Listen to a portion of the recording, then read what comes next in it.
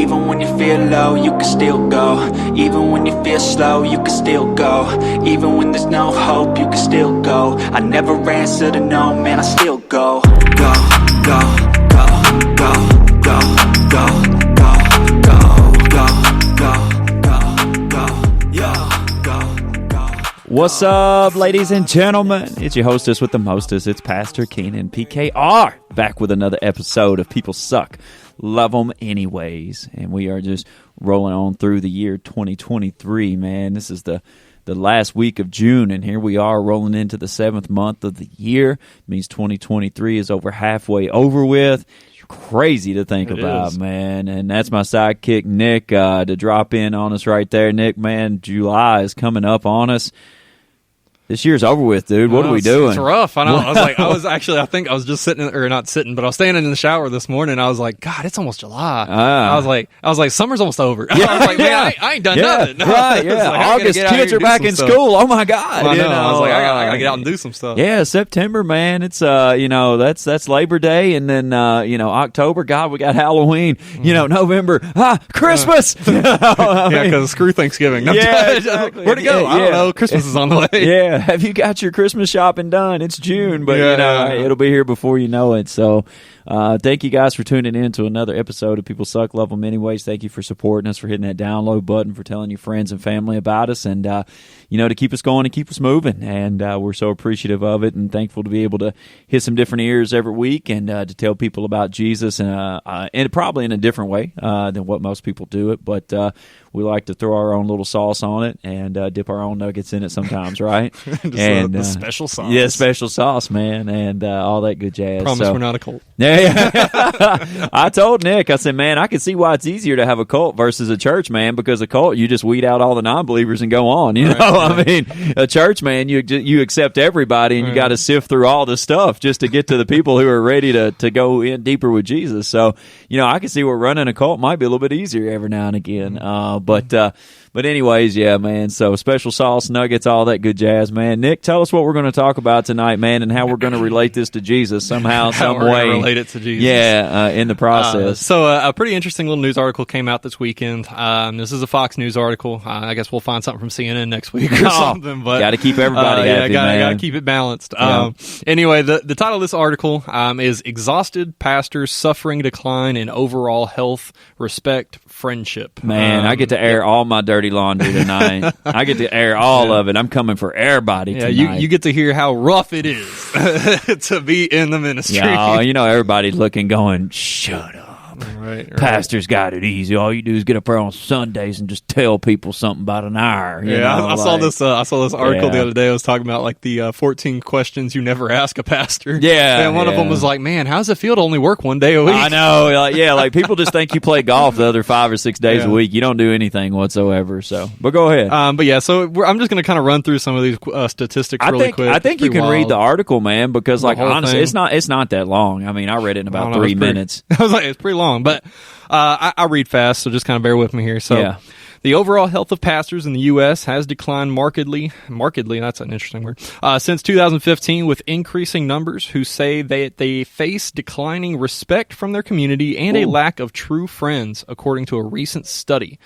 Data collected by faith-based organization Barna Group as part of its Resilient Pastor Research showed a significant decrease in pastors' spiritual, mental, and emotional well-being, as well as their overall quality of life between 2015 and 2022, the group announced last week.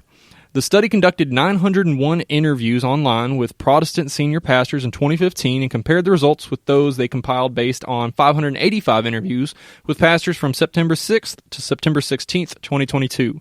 The interviews asked pastors to rate aspects of their lives on a scale of excellent, good, average, below average, poor, or don't know. Poor, all pastors. I'm just kidding. Yeah, right. Anyway. I was going to say is in the gutter one. Is that an option? in the gutter.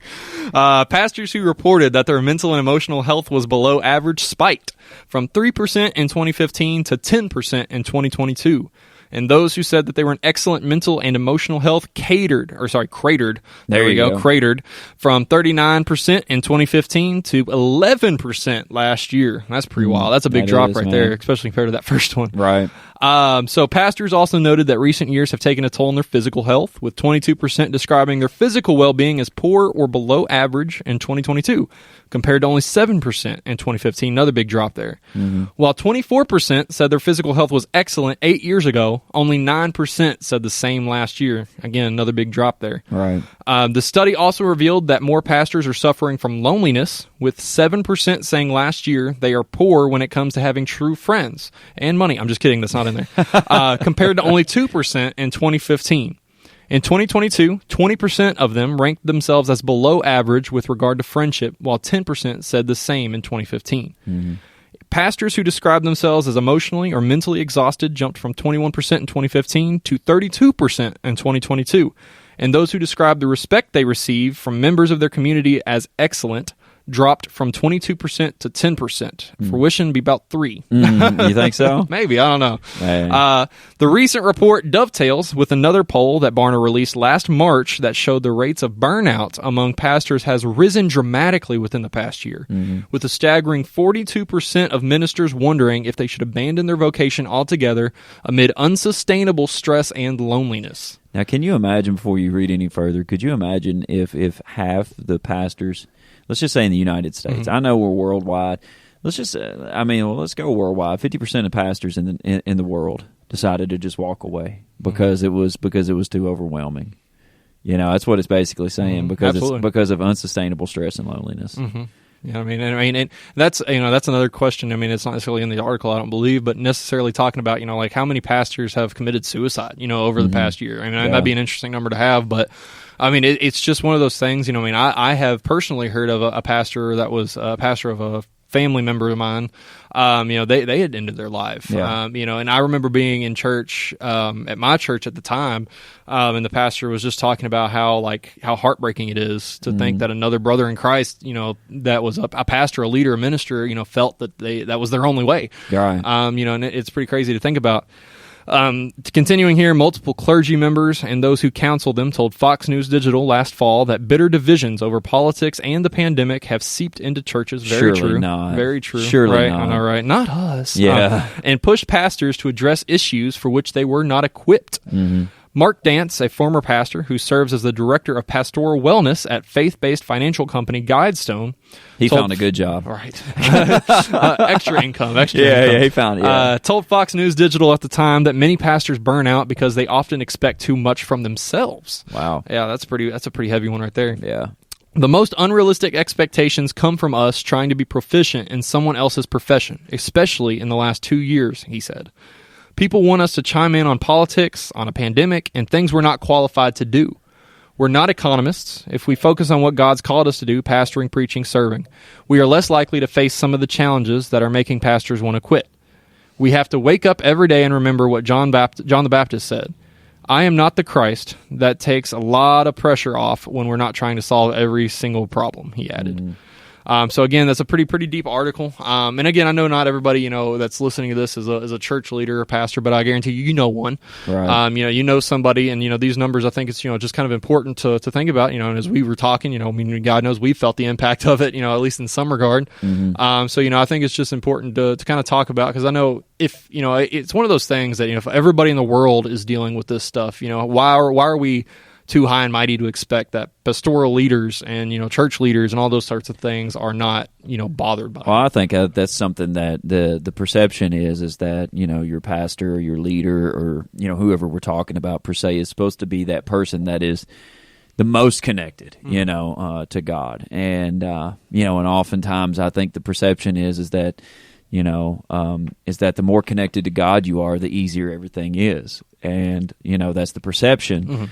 But that's often case not the picture. That is actually seen, and I think that's where it really comes into play. That he's the pastor, he's the leader, or whatever the case is. And whenever you do that, again, it's like there can't be any problems, because church is this place you go to where everybody puts their differences aside and everybody comes in and everybody has one common goal and everybody is together in unity and conformity and all of this good stuff. And, they unite under the vision of the pastor and, and so on and so forth. And, and it's just one of those things where I think, that's the perception, but that's hardly the picture. And, and I would like to, just talk about these numbers a little bit, maybe just dive into each kind of little section.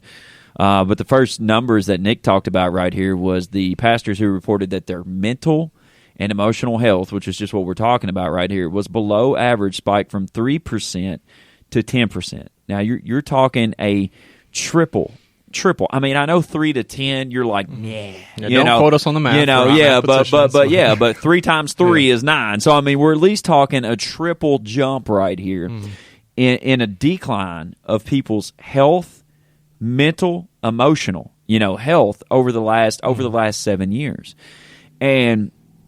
Again, this is something that I can really speak to tonight, this article, because I'm in the hot seat. This is what we do. And, if somebody would have told me in, I think we planted this thing in 23 now, so 6 years. If somebody would have told me, let's just say in 16, before we got this thing started in 17, in August of 17, if somebody would have told me in 16, hey, look, man, you're going to plant this church. This is what's going to happen, so on and so forth. I fell under that persona of, well, doing this church thing is not that hard. I fell under that persona. I was a part of that group of people that you show up on Sundays, you show up on Wednesdays. How hard could it be? You preach a message, you go home. You know what I'm saying? I fell under that.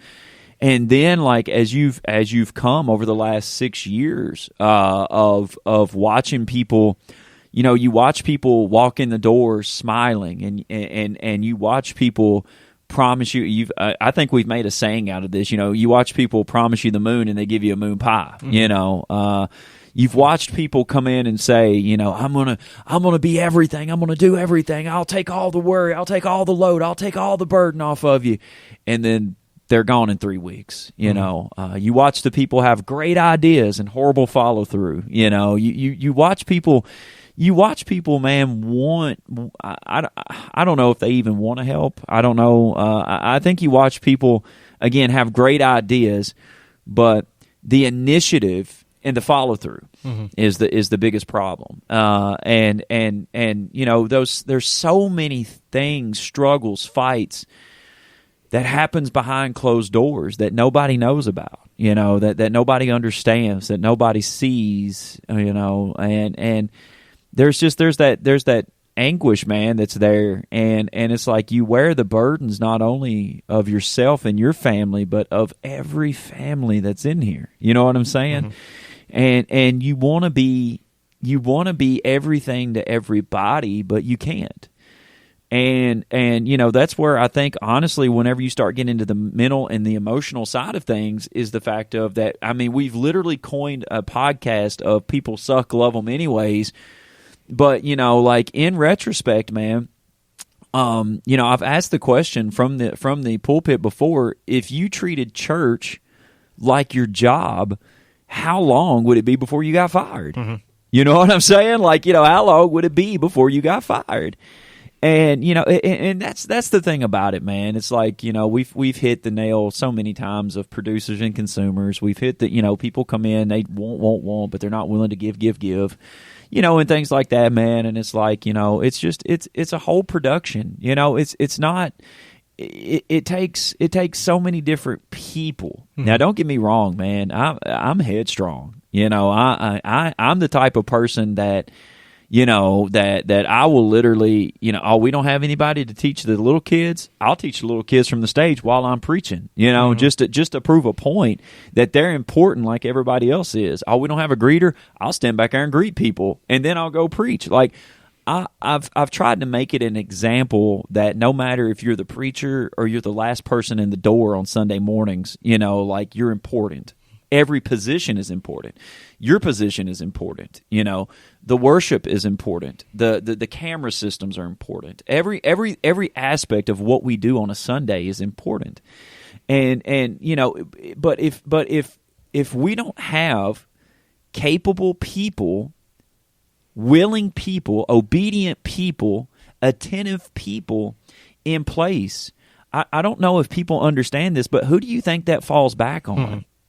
You know what I mean? Yeah, no, I think we've even made the, statement before, you know, it's like, if we don't do it, who will? You know what I mean? Like, it's, you know, if someone doesn't, you know, come in here, turn the lights on, or if somebody doesn't come in here, turn the cameras on, or, you know, turn the sound on, or, you know, if somebody doesn't get up on stage and preach, if somebody doesn't walk in the classrooms and teach, if somebody doesn't greet, if somebody doesn't open the doors in the first place, unlock them, turn the lights on, you know, like, you know, who's going to do that? Yeah. And I think we oftentimes, again, like you said, take that for granted as a congregation member. You know, we don't think about it.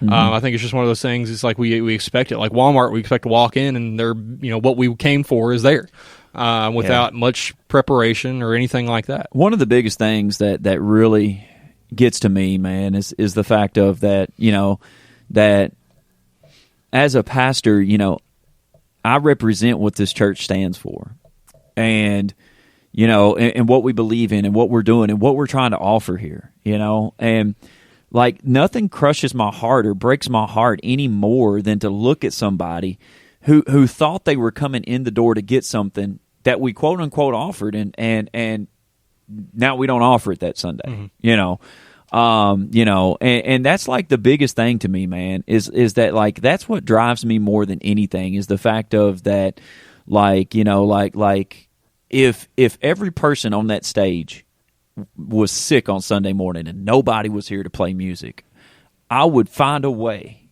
to have worship music somehow, some way. You know what I'm saying? YouTube videos. Whatever I got to do. That's the thing. Like, we used to have a T-shirt here called "Whatever It Takes," and we have to embody that phrase. You know, like we have to embody that phrase, and should be the Christian catchphrase. Yeah, well, I mean, it should be part of your Christian values. Yeah. You know, I mean, of whatever it takes, and you know, that's the thing about it, where it's like, you know, we get to a point of where it's like, I hate to say this, but Christianity is not about me. You know what I'm saying? It's not. I'm saved. I know that I'm going to heaven one day. My job is to be that preacher, that teacher, that leader, that video cameraman, that whatever it is, to help somebody else get to the cross. That's what I think we miss. You know what I'm saying? Like, that's what I think we miss so often, is the fact of that, like, you know, I mean, I just can't help but to think, but like, you know, what if I miss a service on Sunday, who am I missing helping lead them to the cross? You know what I'm saying? And I get it. Not everybody thinks like that. I understand that. But, like, that's my mentality. You know, if I volunteered to run a parking lot ministry, you know, and I'm like, well, I ain't going to be there today. Who have I missed? What opportunity have I missed? You know, and again, I'm not saying, you know, you need to have a perfect attendance record at church. I'm just saying that's my mentality. You know, that's my drive. That's my passion. That's my desire. It's not about me. It's about who else can I get? Who else can I get? I've made it. Now I'm coming back for the people who aren't there yet. You know what I'm saying? And I think, you know, with this number where we're seeing it tripled, you know, in the mental and emotional health, man, it's just that, you know, we stress over so much stuff because it's not just preaching. You know, who's covering nursery today? Oh, we didn't have nobody today. Why not? You know, and nobody can give you an answer. You know, who was in big kids? Oh, man, you know, somebody called in 12 minutes before we were supposed to get started. You know, okay, well, did we have a backup? No, we didn't have a backup, you know. So did we have big kids today? No, we didn't have big kids today. Well, who did I miss? Who did I miss? Who could have heard that message that day in that room? You know, that could have been that today was the day. Maybe they were distracted taking their kids to the bathroom. I don't know. They would have heard something. Yeah, you know what I mean? I Like, don't it's just know. so many different possibilities. There's so many different aspects, man, whenever it comes to a Sunday, even a Wednesday. There's so many different aspects. And I think that's where people whenever we talk about the mental and the emotional side of this thing, man, where it's like, as a pastor, man, you go home and you grieve over things like that. You get mad, you get angry, but you get frustrated, but you grieve, and you feel all of these different emotions because you're like, man, I just want people to hear the gospel. I think, as you're saying that, I think of the that movie Schindler's List. Like at the end of it, where he's like, how many more could I have saved? If I had sold this, if I could have done that, how many more people could I have saved? How many more people could I have helped out? How many more people could I have, been a witness to? Like all those sorts of things that he asked. I know not everybody may have seen that movie. Yeah. But and basically, the guy was helping, Jews during the Holocaust. He was saving them and all that kind of stuff.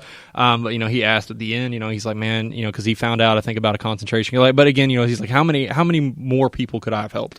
Yeah. And I think, sometimes you run into that, hey, if we didn't have this ministry, how many people did I miss out on helping that day? Right. If I don't show up, how many people did I miss on helping out? Maybe I could have given somebody a word that day, maybe I could have done something to help somebody out that day. And, I think it's just important because, again, you run into that mindset of, a pastor just preaches on Sunday, but you miss the other jobs that a pastor has, whether it's marriage counseling, whether it's making sure that there are people in the places that they're supposed to be, whether it's making sure the lights are turned on, whether it's making sure whether they're doing jail ministry or nursing home ministry, or visiting people who are dying, or all these different things that a pastor does. It's not just you prepare a message all week and you come to preach it on Sunday or Wednesday. There's so many different things. And I kind of like, I think how this article, and I think that one pastor at the end was talking about, like on top of all of that, now a lot of pastors have been, and we've talked about this in several episodes before, about, the politicalization, I think that's the right way to say it,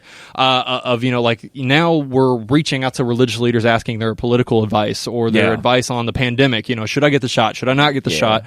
These different things. Endorsing, yeah, exactly. Like that, right? And, they're adding more responsibility over the last few years to pastors who already had a lot of responsibility. Right. And I think a lot of that is because we neglect to think about all the responsibility currently on leaders and pastors and things like that. Yeah, and I think honestly, it's people look at you and and they want to know your stance on something. What's your stance on this, and why don't you preach on that, and this, that, and the other. And it's like I just try, man. I try to preach what God convicts me of. What God lays on my heart. That's what I try to roll with. And I'm not perfect. I don't get it right 100% of the time, but. That's just my convictions, man. And people ask stuff about pandemics and politics and stuff like that. But at the end of the day, man, it's people have to work out their own relationship. But I just, as a pastor, my heart burns for people. And my heart burns for people, but my heart burns for more people to be on fire. Not to know, not to say, well, I go to church, no, man, or I'll post on Facebook, or no, man, I want you to feel that fire, that drive, that passion, that desire, that determination, that feeling that you have where it's like, my God, I want you to feel what I feel, and if you feel what I feel, then we can feel this together. And now, now we're having all of this feeling, and where do we go with this? Well, we tell the next person, and this next person gets in, and then, and it's like that's what causes revival. Revival is not a 2-week meeting in August every year. Revival is passionate believers who get together and are seeking the Spirit. And that's where, man, that's where it really busts out from. But the staggering numbers that we're reading right here, just from this article, where 39% down to 11% of people who say that their mental health went from excellent to horrible. That's crazy. You're going 3 times difference in the wrong direction now. It's just insane to me where people again where I think a lot of times too, people. And I've said this before, I think instead of trying to help people cope with something, or I think, and maybe we don't even understand it, but a lot of times to help people cope with something, we try to see it through our own lens. We try to compare it to something that we got going on in our life.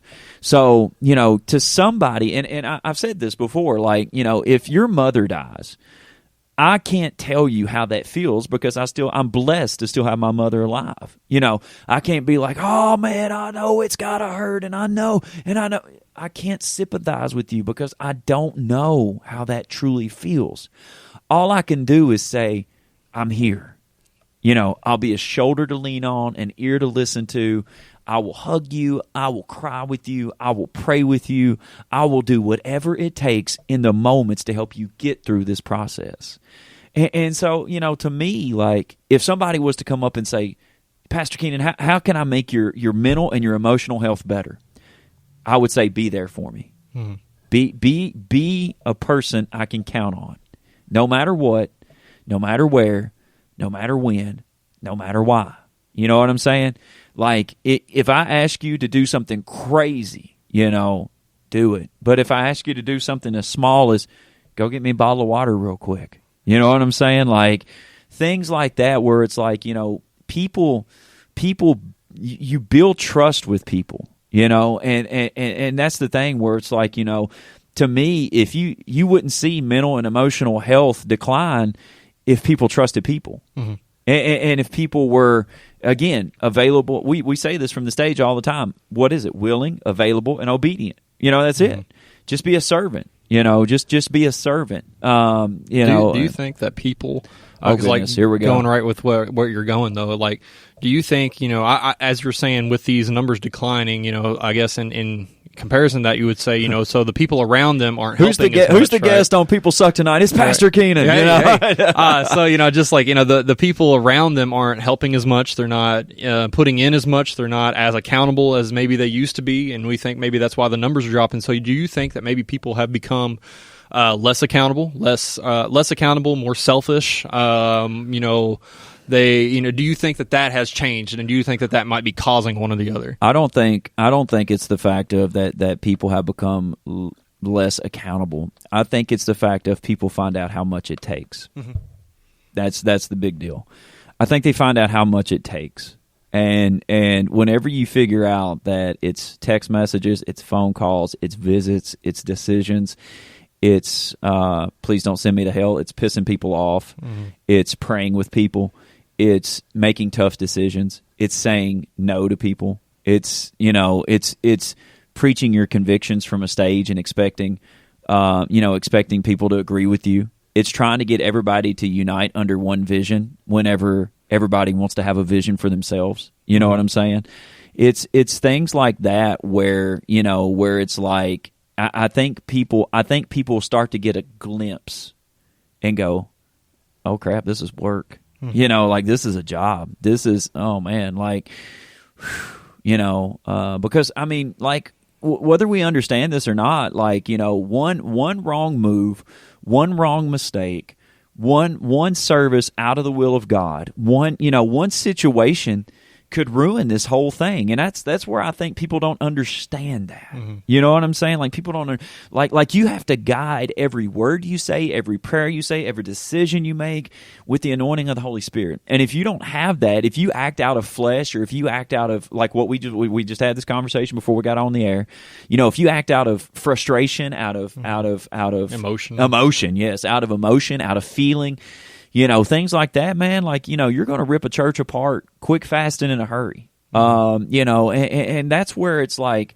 again, I think people start to peel back the layers a little bit and go, man, you know, like, okay, like, this is a little more difficult than what I thought it was. You know, this is a little more labor intensive. This is a little more, you know, mental strain. This is, you know, this is not just putting a message together, but you've actually got to deal with people. You got to be hands on with people. You got to, you know, like, you know, you got finances, and you've got people, and you've got ministries, and you've got, you know, you've got community, and you've got, you know, all of this good stuff. And like, you're doing all of this good stuff together at one time, and you know, you're trying your best to make it work to the best of your ability, and that's where I think people step back and go, man, like, you know, I don't know if I'd want that job or not. Mm-hmm. Yeah, I think we as a society have just grown so busy, you know, that we just kind of run into that. Because I mean, I've been in that situation before. You know, when I was younger, you know, looking at church, you know, like, oh, we go Sundays, that's enough. God knows, I don't want to have to drive over here on Wednesdays, and you know, I don't want to have to, you know, involve. Because if I get involved with, like, you know, say for instance, at the time I was like, if I get involved in the worship team because I can play drums, you know, yeah, it might be kind of interesting, kind of fun. But I mean, I'm gonna have to come up here on Tuesday nights and Thursday nights for practice. You know, I'm gonna have to do this. Give me a beat on the table real quick. Give me a beat on the table. Give me a beat on the table, man. I don't even know if anybody can hear that. I thought you were going to break me off with a little, no. I mean, I do that all the time, but people get mad at me for it. So I just gotta stop. Okay, yeah. But it's just, again, those things where you're like, it's going to take a lot of time up. I'm not going to be able to sit at home and play video games or watch TVs or movies or, these types of things. It's going to take a lot of dedication, a lot of commitment into doing these things. If I make that decision, my busy life is going to get busier. And I think that's very, very difficult for some people because they're just already grasping for, I work, 8 to 5 or no, not that 9 to 5. I already don't have enough time to do what I want to do. And, if I commit to doing church stuff, I'm going to have even less time to do what I want to do. And, we run into that. It's almost like having a second job. We've talked about that. Sometimes it feels like, it's like having that second job. It's feeling like, you can't make other commitments because you have church commitments. And, again, it comes down to priorities. I think we've talked about that a lot. I was going to say, but doesn't that fall in under the whole put God first thing? Exactly. And I think that's, again, the priority thing. Yeah. About where are your priorities? Are your priorities in Christ or your priorities in self? Right. Where are your priorities? We talked about that. I think it was Sunday night. We were talking about, or no, I think it was Monday. I don't remember. Anyway, we were talking about, we talked too much. But, we talk about, the priority of like working out. Oh, I don't have time to work out. Well, wake up 30 minutes earlier. Yeah. Work out while you're watching TV. Work out while you're, watching a cutscene in your video game. Work out. Like you have the ability to do it, but you don't prioritize it. Yeah. And I think, again, we get so busy, we're afraid of adding more to our schedule. But again, what are we prioritizing? Are we prioritizing self? Are we prioritizing what we want? Or are we prioritizing what God has called us to do? Right, absolutely. And I mean, there's, I fall back under, and I know it's kind of cliche, but, I fall back under that statement of everybody has the same 24 hours in a day. Everybody does, man. And, and it's like what you choose to do with it is your choosing. Yeah, we make time for what we want to make time for. Exactly. I mean, it's not anybody else's time. I mean, you choose to do, what you want to do. And, and that's the thing where it's like, what is your prerogative? What is your priorities? What is your goal, your dream, your vision, your focus? And, and that's my thing where it's like, my goal, dream, vision, and focus is to build this, is to grow this, and to be pleasing to God in the kingdom, and that's where it's like, where again, that's that, you take on that task of doing something like that, of carrying that calling and carrying that burden and really going after people, going after the devil, and things like that. And, I mean, we said this time and time again, being a Christian isn't cool. We get that. Mm-hmm. I understand that completely. Like being a Christian isn't cool, man. Standing up for standing up for, I ain't gonna say cool things, but standing up for Christ things. Yeah, for Christ things isn't cool. Right. There you go, man. And so, it's like it's tough. It's like, because you got people over here that are looking at you and going, well, you're a preacher, I don't want to talk to you because you're going to judge me, and then you got this side of people who are Christians and they're like, and they're looking at you like, well, I'm pretty unreliable myself. So, and then you're like, so, you got this side who don't want to hang out with you. You got this side who might not show up and, and so you're kind of just stuck in the middle, and you're like, well, it's a TV show. Yeah, right. Yeah. And I think that's where the mental health and the emotional health comes from. It's just the simple fact of that, so many times that as pastors you check on everybody, but but people, as far as people coming and checking on you. I think a lot of times it even comes back to you're the only one you can count on. Yeah. Oh yeah. 1,000%. Like I know my work ethic. Mm-hmm. I know my work ethic. I know that I'm going to be here. I know that I'm going to be present. I know that I'm going to put 1,000% into it. I know that I'm going to leave drained. I know that I'm going to put my best foot forward. I know that I'm going to put Christ first. I know I'm going to let Him operate through me.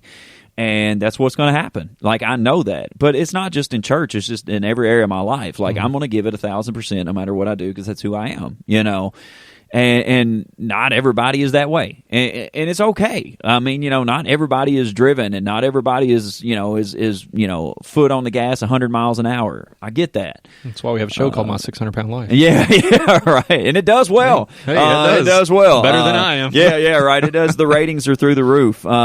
Should be through the floor. No. But it's just it's things like that, man. Where, like I said, I think that's where you start really to get the mental and the emotional side of things. Is the fact of that you are just you check on everybody, but nobody really stops to take the time and say, hey, look, like, are you okay? Mm-hmm. What do you need? What do you need? Do you need prayer? Do you need food? Do you need clothes? Do you need, you need money? You need a blessing? You need prayer? You need prayer. You need a ride somewhere. Hey, how about let's just go play golf Friday? Whatever. I mean, it's just it's moments and times like that, man, where it's like, it's just, it's one of those vocations. I call it a vocation. It's a job, it's a calling, it's an anointing. It's it's a lot of different things, but it's just one of those where you wear a lot of it on your sleeve and you wear a lot of it in your heart, and it's difficult to have conversations because not a lot of people come up and say oh man, I tell you what, we could talk for 3 hours. It's difficult, man, because like you do have those people, but you also want to discern who you tell your innermost stuff to, because I've said this before, not everybody that's with you is for you, not everybody that's for you is with you. It's a big difference. And and if you tell the right stuff to the wrong people, man, they'll just try to sabotage you. And so that's a big thing.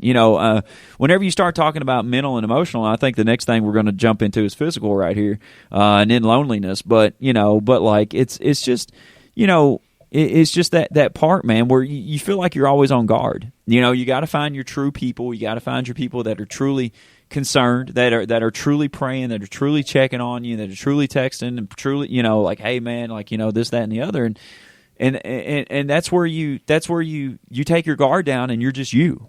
You're not Pastor Keenan, you're just Keenan. And and long before I was Pastor Keenan, I was son Keenan, and I was friend Keenan, and I was brother Keenan, and and I was husband Keenan and father Keenan, and I never was Catholic, but but you were drunk Keenan. But yeah. So things like that. But yeah, I mean, like, so before all of that, man, and so now it's Pastor Keenan, and it's like it's different, man. But physical health, that's one, man, just to talk about really quick. It says 22% describing their physical well-being as poor or below average in 22 compared to only 7% in 15. And, physical health, man, of course, me, I mean, I'm all over the stage on Sunday mornings and through the sanctuary and everywhere else. But, physical health is something, man, that is discipline. And we've talked about this, and I think I said this on the radio Sunday, is the fact of that I could do a series on discipline and it would get 3 views, 12 people would show up to church, nobody would listen to the podcast, and because nobody wants to hear about the word discipline. Like saying no to things that need to be said no to, saying yes to things that need to be said yes to, treating yourself, physical, to me, man, physical health, it starts with I think... Well, the mind affects the body. I was going to say, with the mental and emotional, then you start treating yourself physically. Are you losing sleep? We know that people don't drink enough water, number one. We know that people don't get enough sleep, number 2. We know that people don't exercise, number 3. And then we know that people don't eat right. And if you don't do those things right in your life, compounded with being mentally and emotionally exhausted, you, my friend, are setting yourself up for a heart attack, a stroke, and an early death.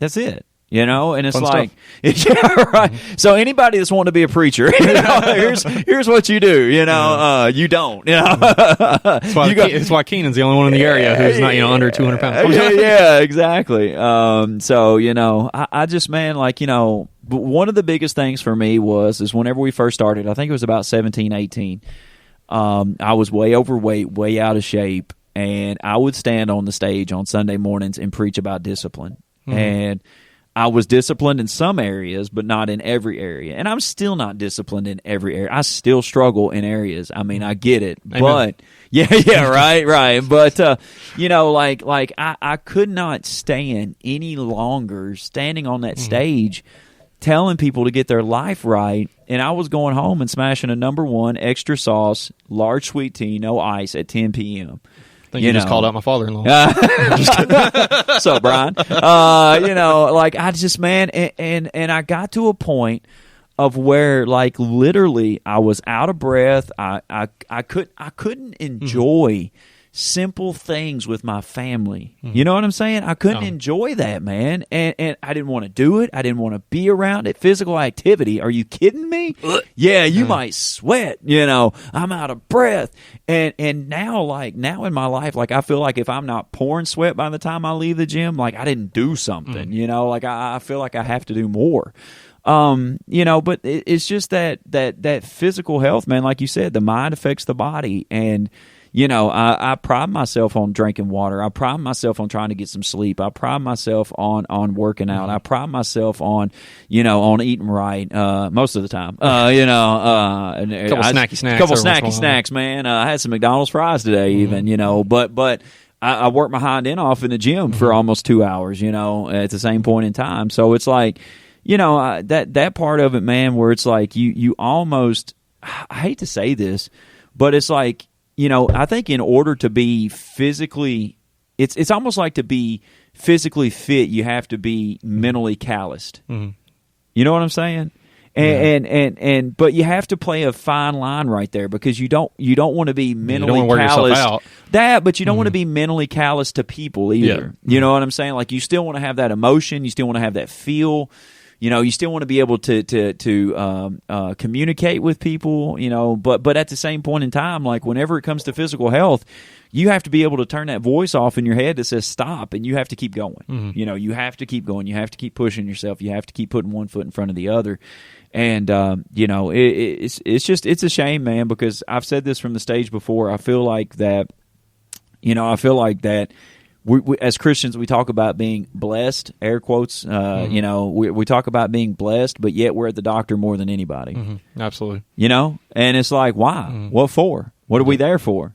Blood pressure, heart rate, blood issues, whatever, like headaches and arthritis and, and all this good stuff. And it's like, our physical health sucks, man. It just sucks. And, and I'm not saying doctors are bad. I mean, they do some great things, but like, we can do controllable and preventable things with our body through our physical health that will help us. Yeah, and I mean, as I was trying to say, I mean, that's one of the biggest things that I've, this year worked on myself, is I'm proud of you, man. You're stepping in the gym, you're working. Right? Yeah, absolutely. It's almost been a whole half a year, and I haven't been to the doctor once. That is huge. That's huge, man. That is huge, and a lot of people don't know that, but it is huge. And here's the thing, too. I'm going to shout you out, put you under the bus, however you want to feel about it. But at one point in time, man, you were taking how many different medications? Like, probably 13 pills at night, 13 pills in the morning. So 20 right? some odd pills a day, and you've cut that down to what? Maybe one a day, or maybe two a day. Two a day, depending on how I wake up. Yeah, and I mean, literally, like, I see you drinking water, I see you going to the gym, I see you making decent health choices as far as food and stuff, things like that, man. And it's like, you've not been to the doctor one time this year. That to me is amazing. Yeah, and it's crazy. I mean, again, not everybody listening to this knows, I guess, my story, but I mean, like last year, I was probably at the doctor every other month, every 2 weeks, something like that, dealing with a sinus infection, an ear infection, whatever else you want to call it, just constantly dealing with allergy problems and all these sorts of different things. And, and it was just one of those things, it was a burden, I mean, it was a financial burden for one, because you got co-pays to deal with. Absolutely. And if you don't have insurance, it's even worse. Yeah. But and again, you have that to worry about, and you wake up never feeling good. You go to bed never feeling good. You can never really enjoy being outside. You can never enjoy doing things with your friends or family. There's always something, bugging you. You're always, got a hoarse voice. You can't talk. It's just so many of these things that I was just sick and tired of dealing with. And that was a big focus of mine coming into this next year, was like, I'm going to be better. I'm going to do better and I'm going to trust God to help me get better. Yeah, right. I'm going to have that faith, and I'm going to keep praying about it. And it's a big thing that I left at the altar, at the beginning of the year. It was like, hey, I want to be better and feel better and do better this year. And, again, it does take that discipline, of, just recently, making the choice to stop eating out at work every day. Right. Again, financial burden that I'm leaving off myself, but also, I'm not eating grease every single day. Right. It's just that, having that discipline of, it would be nice to taste a chicken strip from Dairy Queen, but 4-piece. Exactly. Better than a peanut butter and jelly sandwich every single day. But, yeah. Again, just having that discipline to say no to that, to have something better later, or to feel better, later, it's not very fun to spend my whole break, walking around a mile or something like that. But again, I've done it because it helps me feel better. Absolutely. It may be a pain in the butt to go to the gym for an hour or two every, twice a week, or, I don't even go every day, but, just to do those things as much as I can, until I hurt myself the other week. But, just to be able to do those things as much as you can, to kind of help yourself feel better, to motivate yourself. I always say that it's like compounding interest.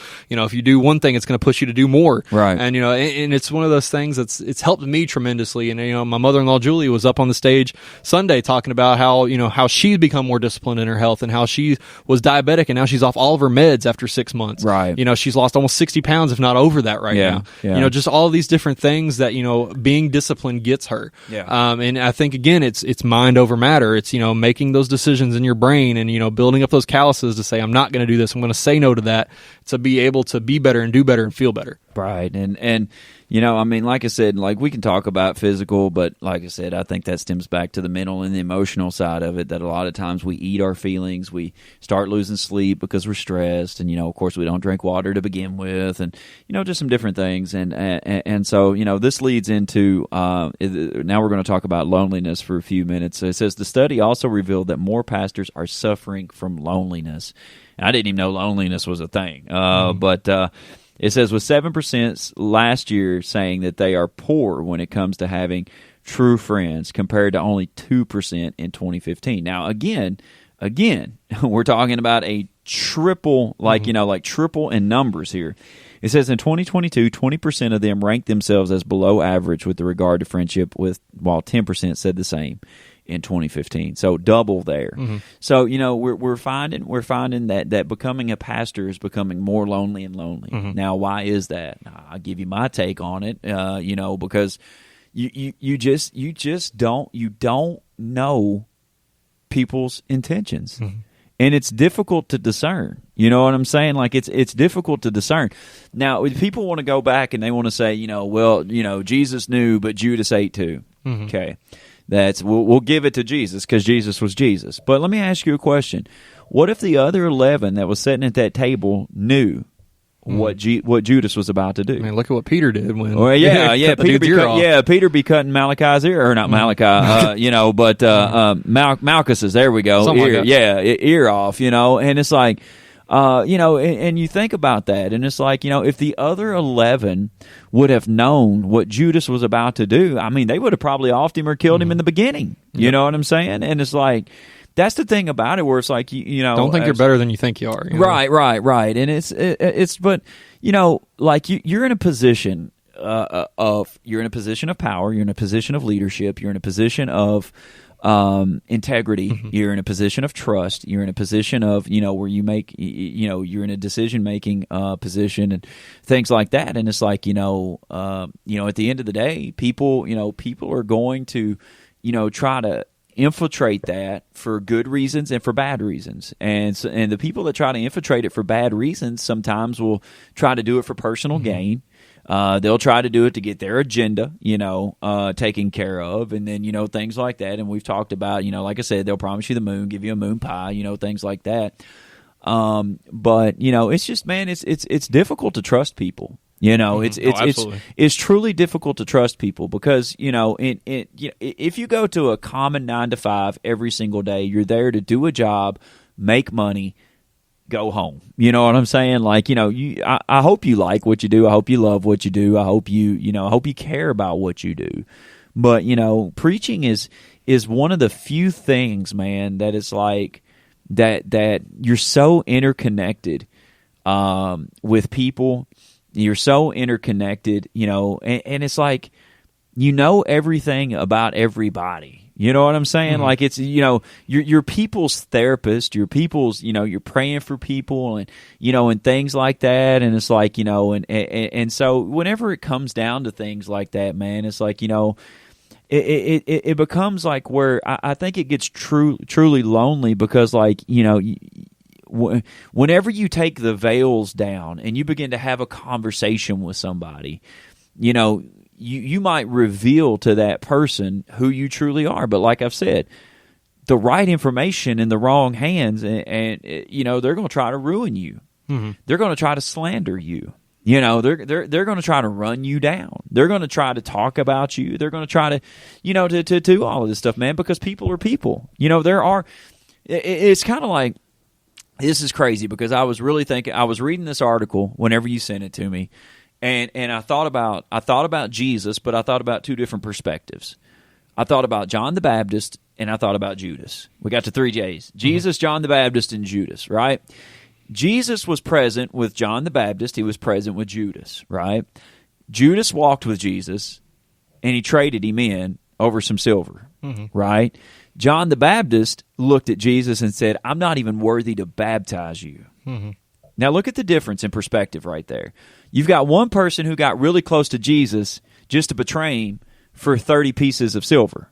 Mm-hmm. You know what I'm saying? You got another guy who's looking at him going, I know who you are, brother, and I'm not even worthy to baptize you. I'm not even worthy to tie your sandals. I'm not even worthy to do this stuff right here. You know what I'm saying? Like, the perspective right there, man. And it's like, so that's what God has really been teaching me, is the fact of that you're going to have Judases in life, and you're going to have John the Baptist. You're going to have people that look at you and be like, man, like, I appreciate everything you do. I love you. I'll do anything for you. I'm here for you. 2 a.m., call me money, call me food, call me prayer, call me, you know, just come over and cry on my shoulder, call me. You're going to have John the Baptist in your life. But you're also going to have Judas. You know, I'm here for you. I'm here for you. Tell me what's wrong. Okay, I'll tell you what's wrong. Did you hear what Pastor Keenan was going through the other day? Let me tell you about what he's going through. He's struggling right now. He's on the edge of divorce, filing bankruptcy. His kids are going crazy. His cars are breaking down and everything. I told you that in confidence. Mm-hmm. Yeah, but you like gossip too much. Mm-hmm. You know what I'm saying? And it's like, you know, that's the thing about it where I think it really becomes lonely, is the fact of that people have been burnt so many times. You know, I mean, like we've been pastors for 6 years, going on 6 years, and you don't think we have never been burnt in this place? Mm-hmm. You know, you think that everybody that comes in here and smiles at me prays for me every day? Absolutely not. You know what I'm saying? Like you think, you think that everybody has the best of intentions for me and my family? Absolutely not. You know what I'm saying? Like it's just that's the realization of it, you know. And I'm 38. I've been in ministry for a while, probably close to 20 years. You know, so I'm a pretty quick learner. When stuff like that goes. And so, you know, to me, man, it's like, I don't know if I would call it as much loneliness. I mean, I think, you know, just for me to say that there are lonely times, absolutely. Mm-hmm. You know, I mean, my wife and I will sit and talk about it sometimes, you know, and we'll just sit and be like, you know, like, man, you know, like, you know, where do you go? Who do you talk to? What's really happening? And then there's other times where I don't really look at it as loneliness as much as what I do guardedness, you know, where it's like, I'm not going to put my business out there. I'm not going to do that. I'm not, you know, I'm not going to just blabber on Facebook. We talked about that, where people just, you know, Facebook is like people's diary, you know, and they just vomit on Facebook. Yeah, exactly. Word like, vomit. Yeah, it's like, I'm not just going to get out there and, you know, and talk about everything that goes on in our church or everything that goes on in our ministry or what might be happening in our personal lives or, you know, anything like that, because, you know, at the end of the day, like, I want people to understand this, like, and to each his own. Like, I've got my own viewpoints, you've got your own viewpoints, but like when people get on Facebook and they're like, you know, I got a silent, or you know, I got a request today, God knows, just pray for me. Mm-hmm. Well, here's the thing about it. Like, whenever you do that, you're inviting people to pray for you, yes, but you're also inviting people to gossip about you. You're inviting people to pray against you. Even you're inviting people to hate you. You're inviting people to do different stuff, and so that's the reason why, like me, like I'm guarded about a lot of stuff. You know, people, I didn't know you had that going on. I didn't want you to know I had it going on. You know what I'm saying? Simply because, you know, that's just, man. Like I know people. You know what I'm saying? And people have good intentions, but people can also be Judases too, you know, and I think that's where wisdom, discernment, you know, things like that, where, you know, we really have to understand. I listened to a preacher the other day, man. I thought preached a really good message, and he was talking about there's different levels of how did he say it? There's different levels of, where do you call it? Like when there's different levels of shoot, man. Oh gosh. Help me. A lot to go on. Help here. me, man. Yeah. There's different levels of basically there's different prices to levels of entry into your life. Okay, and he said, like, 5,000. That's the world. That's who you preach to. That's who you minister to. Bam, fantastic. 500. The 500, man. That's the crowd. So now your capacity's getting a little bit smaller. That's your church crew on Sunday morning. That's who you're preaching to on Sundays. And then, you go from 500 to the 70. The 70, talking about the 70 that, sent out, the 2x2. It's like you talk about that. That's who you collaborate with. That's who that's who you kind of, try to pour into a little bit to get the word out, to go on and go on and go on. You go from 70 into the 12. Well, the 12, man, at that point, you're talking about your close relationship. You're talking about, sharing meals together, and then from 12, man, you got the Peter, James, and John, who literally, like, that was at the end of the day, Jesus' right-hand people. Those were the three. And, at that point, man, those are like people that you pour everything into. That's the people that I'm not Pastor Keenan to. I'm Keenan. I'm cut off T-shirt. Crocs Keenan. I'm just me. I may make a joke that some people might not like. I'm Keenan. You know what I'm saying? I might say something that people don't. I'm Keenan. Like I can let my guard down and be me. And that's not something that you can get with everybody. You know what I'm saying? So there's different levels of access into your life, and I think you have to do that. I think you have to do that, man. Just for the simple fact of that, again, you put all your business out there on the street like that, and you're going to set yourself up for disaster. I feel like, for disaster. So, let's talk about this. It says pastors who describe themselves as emotionally or mentally exhausted jump from 21% to 32%, and those who describe the respect they receive from members of their community drop from 22 to 10. That's big, man. That is so big, and we've talked about this and joked about this a lot, man. But it's 1,000% accurate. Where it's like earning. I ain't going to say earning respect, because at the end of the day, I know this is going to sound harsh, but I don't really care if you respect me or not. I don't really care if you like me or not. I am who I am. I'm trying to be who God called me to be, not the version that you like the best. But it's difficult in a community that you're not from to get the respect that you feel like you deserve. You know what I mean? That's the difficult part, man. And people, a huge hurdle that we have here is that we are surrounded by a conglomerate of Baptist churches. About 23 or so. And nothing wrong, man. Nothing wrong with that. I've got Baptist friends. I've got Catholic friends. I've got Pentecostal friends. I've got Church of Christ friends. I mean, I want to try to be elbow to elbow with people, winning people to Christ, man. But, whenever you say Fruition Church, non-denominational, well, we can't tie you to Baptist, and we can't tie you to Church of Christ, and we can't tie you to Pentecostal. What are you? And, we've said this. If people can't classify you, they'll crucify you. And, and so I know you've had stories of where people's been like, what do y'all believe up there? And what do what did that woman ask you? What our mission statement? What's your mission statement? Like, what? Like, I don't know. Like, we literally preach about Jesus. We want people to know more about who Jesus is. We want you to have a relationship with Jesus. We want you to go to heaven one day. And my Bible says that the only way you're going to get to heaven is that you call on the name of the Lord, you confess your sins, and you have a relationship with Him. And you don't have tattoos. Well, here we go. Like, that's where if the three that knew me, I'd make some jokes. But I gotta be Pastor Keenan instead, for this podcast. But yeah, man, it's difficult because people can't classify you, and people can't put you in a box, and people can't so on Sundays, man, like just our service we had Sunday, like there was no preaching, there was worship, there was testifying, there was such a sweet sense of the Holy Spirit here, man, and not everybody is looking for that, and it breaks my heart, Nick. It breaks my heart as a pastor, as a Christ follower, as just a Christian in general, as a worker for the kingdom of God, man. It breaks my heart that people would rather check in, sing 3 songs, listen to 20 minutes of preaching, and check out, and be like, I've accomplished church.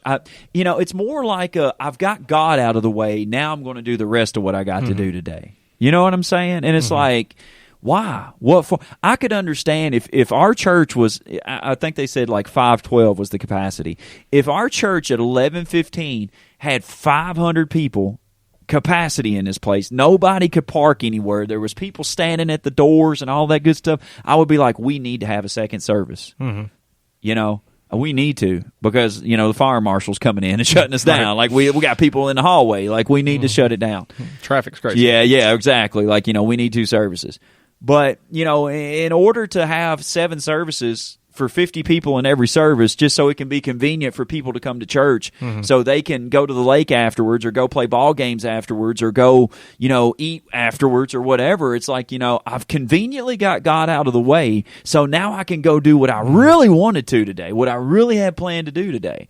And it's like we might be fooling people, but we're not fooling God. Yeah. And we're not fooling the devil. I think of it like mowing the grass. You know what I mean? Like Yeah. it's that thing that people just got to get out of the way with. Like Yeah. a lot of people dread it. Right. Some people enjoy it. Yeah. But a lot of people dread it. They just got to get it out of the way. It's like, oh God, I got to mow today, so that way I ain't got to worry about it the rest of the week. Exactly. I got to mow today, so I don't have to worry about it when it's raining. Right, and right, like just all those different things that people just kind of like check off. Like they just want to get it out of the way with. And it's those things. And again, we harp on this a lot. Not to, as I say, beat a dead horse to death again. But we do harp on it a lot as far as like just on service, in service Sunday. Just that invitation. To come up to the altar to thank God and to to raise your hand and worship Him. And just. And again, I try my hardest not to be aware, because I try my hardest to be in reverence of God and to put my eyes up to God and to trust God. But just the lack of people who came up, you know what I mean? And it's just one of those things that you're just like, I get, maybe you're not comfortable with it, but again, if you experienced what I've experienced, or you experience what you say you've experienced, why wouldn't you? And it's just one of those things that we've talked about. As I was up there, I remember just myself saying, like, I want to be so on fire that I can't help but singe the people around me.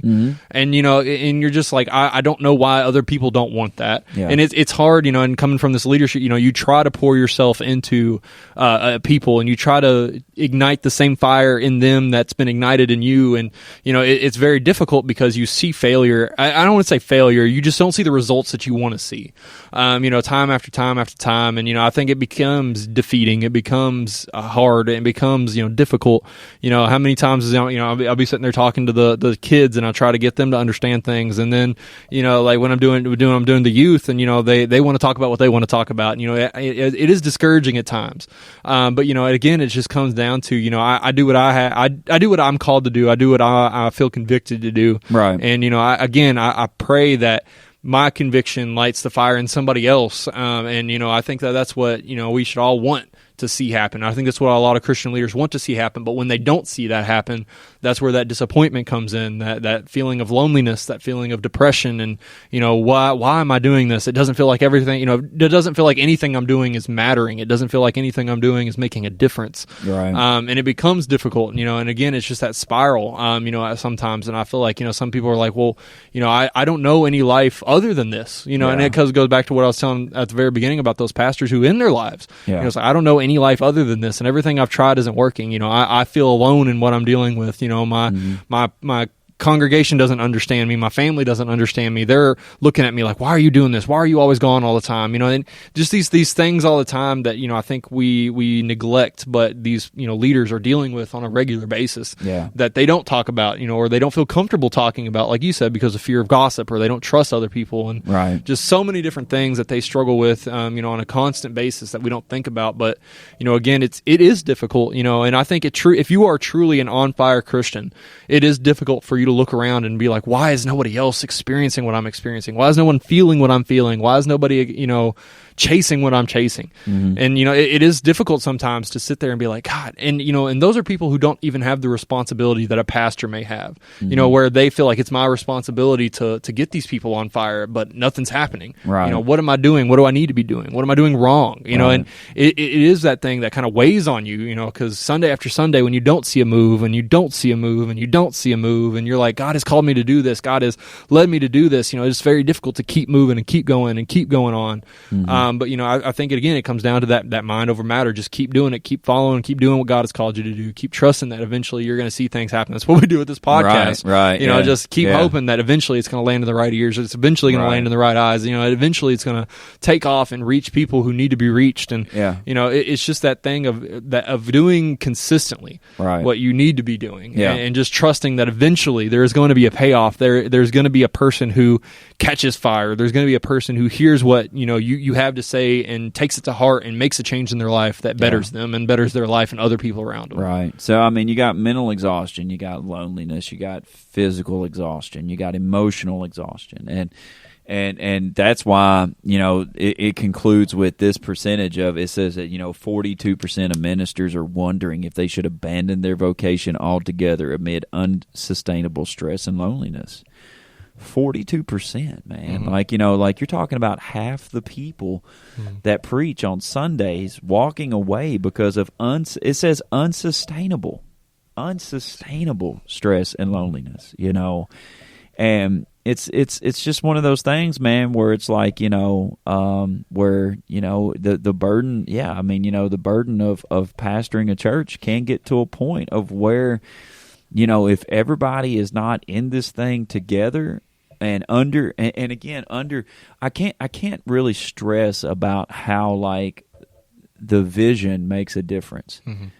Of what we're trying to do and accomplish. You know what I'm saying? Like, I can't really stress, because like it would be like going to a job, and your job has like standards. We were talking about your job, and how you wear different hats and things like that.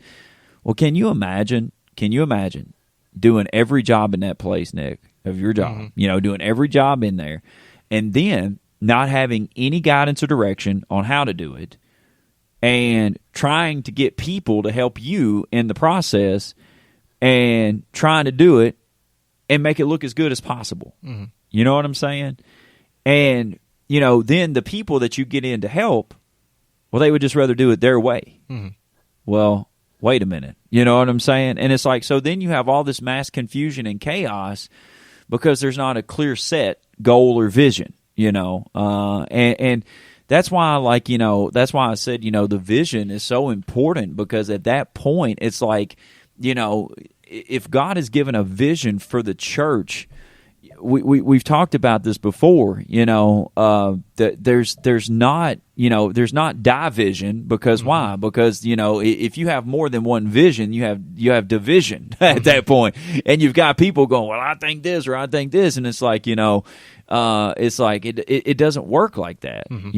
There's one vision for the church, and it's like, God doesn't speak to a sheep and say, I need you to go do something silly, or go do something different, or go over here, because the shepherd, isn't putting down what you agree with. You know what I'm saying? And it's like, because here's the thing, and here's what I've really found about preaching is the fact of that you can be as closely aligned with the Bible as what you want to be, but some people are still not going to like what you're preaching. You know what I'm saying? Absolutely. And because people don't like what you're preaching, people aren't going to come. Well, God's called me somewhere different. Okay, we'll go ahead. That's fine. But the thing about it is that did God call you somewhere different, or did you not like the vision? That's a lot right there, man. Like you got to think about that kind of stuff, because it's like people do studies for your retail stores, your Walmarts, your Targets, your Kroger's. Not Target, we're Christians. Yeah, I was going to say I was trying to think. I was trying to think of all the stores that you've blasted. Now, people do studies, Nick, about about what is the most cost savings. What is the best way to drive prices? Like they do studies, like they call those things at the register, your gum and your Cokes and your candy. Those are called impulse buys. They put those there right beside the register because as you're waiting for those people to check you out, oh, let me get a Coke real quick. Oh, let me get some gum real quick. Oh, let me get this real quick. And they call them impulse buys. And I forgot the millions of dollars they make in a year just by impulse buys. There's statistics and studies that go into this. There's a vision that is rolled out from the top to these stores and a diagram that's laid out. It's even the same way, like with your churches, with your life churches and your elevation worships and your other churches, man, that are out there, your big churches that are out there. There are different churches, but they operate under the same vision and they operate under the same casted vision. You know what I'm saying? And that's why I think that it's so important, man, is that I feel like that 42% of ministers want to walk away from their vocation because they can't get people on the same team and on the same page. And it creates physical, emotional, spiritual, and mental burnout. Because like I just want your support. You know what I'm saying? I just want your support. I want you to be a servant. You know what I'm saying? I want you to be that servant. And like Kobe Bryant, Michael Jordan, people like that, man, they've made a similar statement where they've said, I would never ask my teammates to do something I wouldn't do. You know what I'm saying? And that's the reason why, as a pastor in this church, and I will raise my right hand, put my left hand on a Bible. I think that's how it is, right? Do you put your left and raise your right, or you put your right and raise your left? I don't know for sure. Don't know why it matters. Yeah, I don't even know where it came, where it started from. Yeah, exactly, man. Weird tradition. Yeah, but like that's why I can say with a clean and healthy conscience, like I've done everything in this place that there is to do. You know what I'm saying? Like I've cleaned the bathrooms, I've hung signs, I've welcomed people, I've taught kids, I've been in the nursery, like I've preached from the stage. Like I think the only thing I have not done in this place in 6 years is sing, and that's because I know Thank that. God. I was going to say that's because I know that I can't sing. But. Like everything else, I know that I can do. You need me to make coffee? I'll make coffee. I just went to the donut shop and got donuts Sunday. You know what I'm saying? That's the thing, man. Like we're me and you. We're gonna stay here and get this camera system right. We're gonna figure out this podcast. We're gonna like that's the thing, man. It's like I would never ask anybody in this church that's sitting here to do something that I have not done. You know what I mean? And not been willing to do. And not willing to do, exactly. And so, that's the thing about it, man, where it's like, I think a lot of people are just, at that point where they just want to walk away because it's so difficult to get people to man, how can I put it on my heart, man? I think pastors are so willing to walk away because people are so willing to walk away from them. And that's just my heart. You know what I'm saying? I think it's so easy for people to walk away. And people, people might come to me and be like, well, we didn't walk away from you. We just, we left because of this and we done this and it was too far this. And like, I want people to understand that any time a pastor loses somebody in their church, it's personal. It's not like, oh, well, screw them, they left, forget them, whatever. Like, like you sit back and you go home and you're like, what did we do? Like what happened? Like, we're preaching the word and we're playing music and, we're in the spirit and we've got classes and we're doing all this stuff. And it's like, and people left. Why did people leave? And you just take it personal. Yeah. It's very easy to take personal, what I mean? Cause it's like, you put so much into it and you're like, this is like, your baby, you started it, you created it, you led it, you grew it, and it's just like, you put people in charge of things that don't do it the way that you would do it, and it's just like, right. Like just get over, like just do it this way. Right. And I think it is too, like that, healthy line, walking it between, like being controlling and getting people to hop on board with the vision that God has laid out. Because it's not like you're doing it just to boost your own ego. You're asking someone to do it a certain way because it's the right way to do it, right? Or it's the way that God laid it out to do it, or the way that you did it when you started it. You know what I mean? And it's just like, I think, there is that like sense of ownership over it, and that you want to protect what you created, and it is difficult sometimes to let someone take the reins and change how it's been done because you did it a certain way and it's worked so long. And I think we talk about the dangers of comfortability and things like that, but right. I think it is hard because you're putting it's like giving your kid to somebody, like a babysitter. You're like letting somebody raise your kid for large portions of the day, right? And they do something or they say something that's a little off color, not the way you would say it or do it, and it's going to make you a little anxious. It's going to make you a little upset, and I think that's natural. And I think it's just one of those things that you deal with as a leader. You're going to have those moments. You're going to feel that way several different times on multiple occasions. Yeah. But and I think it's just one of those things that you just have to. I guess I don't want to say deal with, but it's just one of those things that's just a part of it.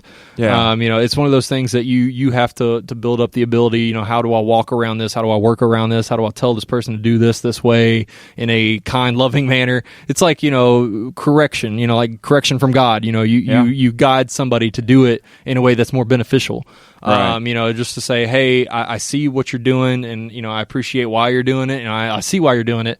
Let's try. And I think it's a hard thing to do, even from a business management perspective. Like, you're trying to correct an employee's behavior or correct how they do something or sell something, or the pitch that they're using. Like, hey, I see what you're doing. Let's try it this way, see how it works. And it is one of those things that's difficult. And again, a lot of people don't like correction. They don't like being told what to do. They don't like someone telling them to do things differently than the way they want to do things. But again, I think that comes with the respect that we talked about at the very end of that article. Like, do people respect you? Do they respect you as a leader? And I think we've talked about this a couple times before. Is sometimes it's hard to separate that line from, oh, I'm your friend versus respect me as a pastor, as a leader. Right, yeah. And I think sometimes those lines get blurred, especially in the environment that we've created here at Fruition. Right. It's easy for people to take advantage of your position because of your relationship with them. Right, yeah. And I think that's true. Well, and that's like, that's something that we've really tried to, to work on per se, is the fact of to not be as accessible, and that's just me being real, to not be as accessible. It was probably, I don't know, maybe about a month ago. I don't know. It was before we got into this series that we're in now, like maybe like right before it, that I just started, I started doing inventory in my life of of what is, basically I was pouring out more than I was being poured into. Mm-hmm. You know what I'm saying? And I just started sitting at night going, I pour out in this and I pour out in that and I pour out in this and I pour out in that. And then I got to asking the question, I'm like, where do I get poured into at? You know what I'm saying? Like, where is the pouring into at? Mm-hmm. And so I had to start, I just started looking and doing value assessments in my life and going, you know what, I don't need to pour out into that right now. I don't need to pour out into this right now. I don't need, because I was becoming a statistic pretty much, Yep. Being mentally, physically, emotionally, burnout, exhausted of where, I was doing a lot of pouring, but not a lot of pouring into, and so I had to fight some stuff, and I had to pray about some stuff and had to close myself off to some stuff, and realize that saying no is not a bad thing. Mm-hmm. Setting boundaries is healthy. Setting boundaries is healthy. Saying no is healthy. And just being like, no, I will not return a phone call tonight. No, I will not return. Is somebody dying? No. Okay, well, I'll check with you tomorrow. Which tonight. is a good mentality to have at work, too. Right? Yeah, exactly. Just to think about stuff like that. And and I had to really do some assessments and again, understand that. Man, I tell you, this sermon that I was listening to about boundaries, man, the preacher was talking about, he said, if you allow people access into your life for free, then it won't cost them anything to leave. Mm-hmm. And I was like, Jesus Christ. I was like, God. Latter-day Saints. The Latter-day Saints, King James Version the third. Like, I was like, oh my gosh. Like, it's like, if everything is free, if you're free to everybody, nobody's going to respect you. Mm-hmm. Nobody's going to value you. Pastors can become workaholics too. Yeah. Well, that and I think honestly, like if you don't set boundaries and say, all right, like, I'll give you some time, but this is what it's costing me on my end. Like, what's it costing you? Cost benefit analysis. Yeah, exactly. Just trying to take, and as I was saying, with like an employee standpoint, and I've had that conversation with people a lot, but I'm a big, I guess proponent, if it's the right word. I love helping people realize that it's okay to have a work-life balance. Yeah. Like we get into this whole thing of, I have to be a workaholic. I have to answer emails. Somebody emails me after 5 o'clock. I have to answer them. Yeah. And it's just like, you have to set those boundaries, because if you don't set those boundaries, people will take advantage of you. And I've said that, I said, if you are willing to work extra hours for no pay now, they are going to abuse that later. Yeah. Your bosses, managers, and a good leader won't do that, but sometimes it's not intentional. Yeah. They're like, if I email this person at 7 o'clock at night, they're going to answer me. Yeah. No. Yeah. I have a life Yeah. that doesn't involve work. Yeah. I'm not getting paid to do it. Right, right. I want to enjoy the time I have away from work. You have things outside of, God knows you have 5 jobs. You have things outside of church, that you have to pay attention and time to, right. And not to say that, the things of God aren't more important, but like, again, you have kids, you have young kids that want to do things, that want to play with you, that want to, enjoy life with you. You have other priorities other than constantly being at everybody's beck and call 24/7, 365. Same if you're working a job, you have a life outside of your manager's priorities. Right. Like, you have to be able to separate those things, because if you don't, you are going to burn yourself out. Mm-hmm. You're going to sit there and you're going to wonder why you dread going to work every single day. You're going to wonder why you're stressed out and exhausted every day. Yeah. Because you aren't setting boundaries. You aren't being healthy. You aren't, separating yourselves from the things that you need to separate yourself from. You're not setting those times for certain specific activities.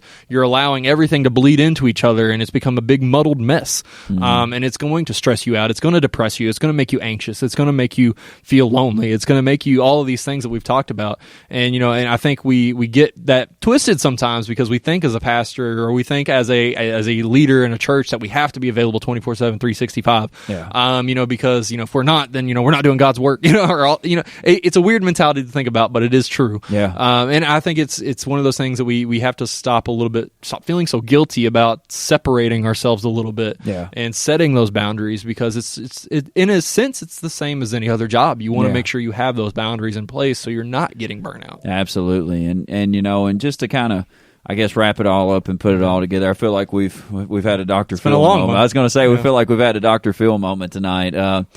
But I've been on both sides of the fence. I've been a churchgoer. I wasn't always in ministry. I wasn't always a pastor. But one thing, man, that I really feel like, even from an early age, that I feel like that I've not done a lot of things well in my life. Please, I'm not trying to like build myself up or boast or anything like that. Like, I am the worst of worst in a lot of areas of my life, and I do try hard every day to get better. But one thing that I truly feel like, because I've asked myself the question, like, if I wasn't a pastor, would I still go to church every Sunday? Mm-hmm. Would I still show up? Would I still give? Would I still serve? Would I still do? Would I still be involved? Would I still do all of that stuff? And, I've had to look and think about that, because, like, I think to myself, like, it's tough. Yeah. But no matter what church I've been in, no matter what age I've been, whenever I kind of started feeling the pull into ministry, but even as a teenager and things like that, man, like, whenever I would show up to church, like, my goal was to get connected to God, but my goal was also to be a servant in the church, whatever that looked like. And, I know that people are like, a calling is a calling, and I know it's going to stand out to people. It's going to stand out to the people of God. But, I also think too, man, like, I think that people look and go, oh my God, like, this kid, he's 19, 20 years old. He's in church every Sunday night, every Wednesday night. He's reading, he's testifying. We ask him to do stuff, he's doing stuff. Things like that. And it's like, I truly think that the biggest blessing is to be a blessing to someone else. Mm-hmm. And, and I think that's really why I'm passionate about, because I've been on both sides of the fence. And I know now what those other pastors were feeling, mm-hmm. whenever I was there, and I'm going, man, just let me know what you want me to do. Mm-hmm. Like, I don't care. Just tell me, like what you need done. You need teaching. You need the toilet scrubbed. Like, you need the floor vacuumed. Like, what do you need, And so, like I've been on both sides of the fence with that. And, I just, man, no matter if we're preaching to 500 or if we're preaching to 50, it doesn't matter to me. At the end of the day, I just want people inside of this place to be connected to God and to be a blessing to those around them. And that's my biggest thing. Just be a blessing, man. Mm-hmm. If we were all a blessing to each other, Nick, we've talked about this before. If we were all a blessing, and that's how the Acts 2 church got started. If we were all a blessing to each other, then we wouldn't have a need in this place. Mm-hmm. You know that? I mean, that's crazy to think about. Mm-hmm, absolutely. Because there are very rich, successful people that are sitting in this church mm-hmm.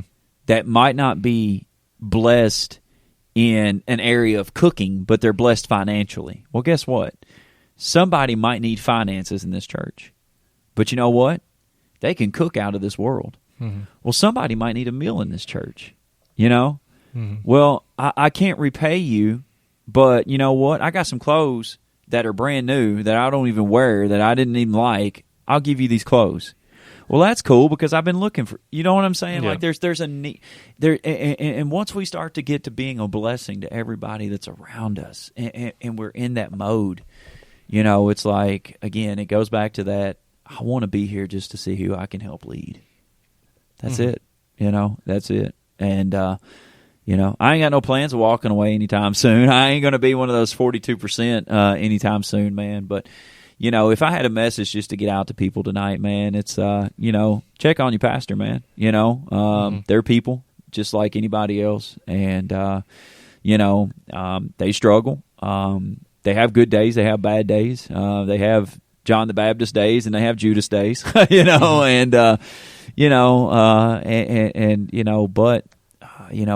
have a huge responsibility of teaching and preaching the gospel, doing it correctly, doing it in line with the Word, and being blessed and anointed with the Holy Spirit while we do it, and trying to share that same passion, fire, and desire, man.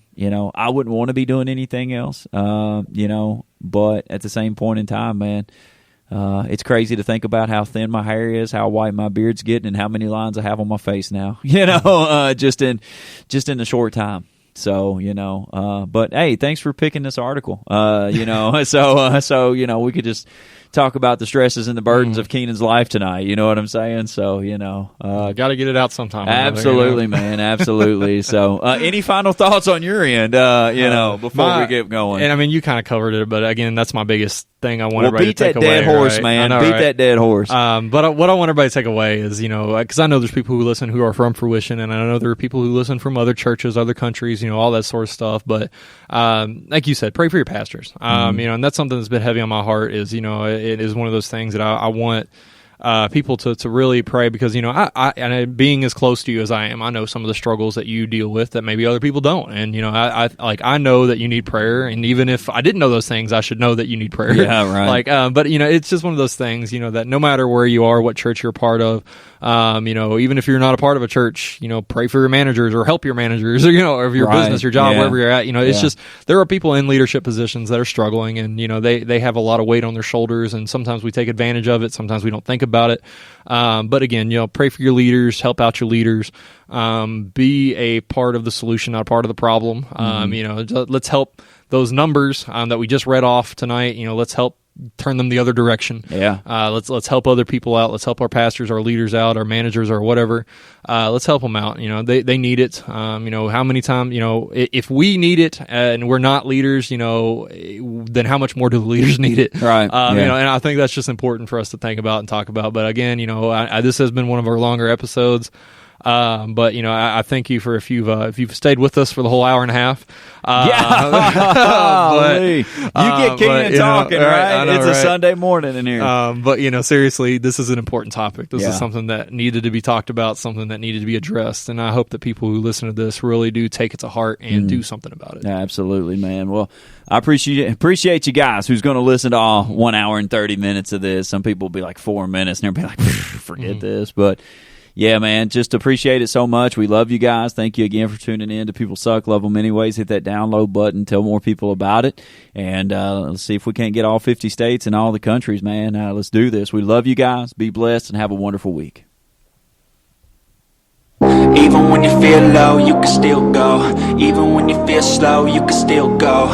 Even when there's no hope, you can still go. I never answer to no, man, I still go. Go.